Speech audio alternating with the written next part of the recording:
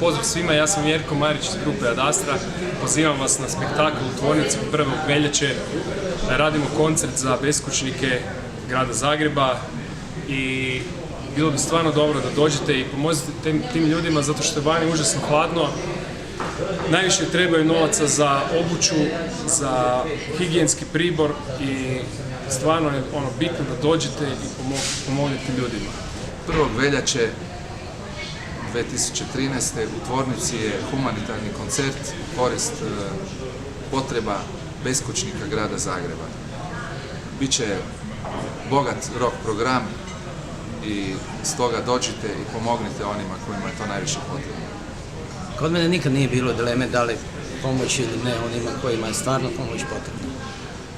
Ovoga puta radi se o jednoj velikoj akciji, jednom velikom koncertu i osim poznatih imena koja će nastupiti na tom koncertu, mi vas naravno očekujemo, ali svi oni koji će sjediti kući, koji mogu donirati bilo šta što je potrebno onima koji su bez kuće, njihova će pomoć naravno biti velika. Mi vas očekujemo u tvornici 1. veljače u 20 sati. Organizira se koncert za beskućnike 1. veljače u tvornici. Molio bi sve drage ljude, kršćanskog duha, sa toplim srcem u grudima, da kupnjom ulaznice za ovaj koncert u tvornici doprinesu i pomognu ovim brižnim ljudima koji nemaju što jesti i što obući. Dođite, molim. Vidimo se 1. veljače u tvornici.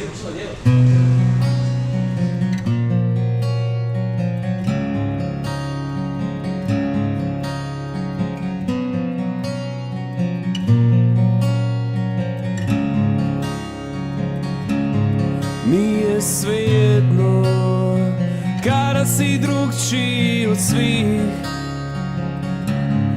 Nije svejedno kada te stisnu uza zid.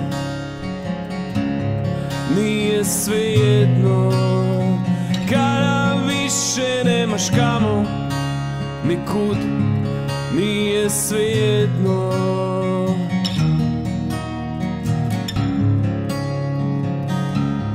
Koliko se još budemo skrivali iza zatvorenih očiju, koliko ćemo još zatvarati pred drugima vratiju, ma pružimo ruku.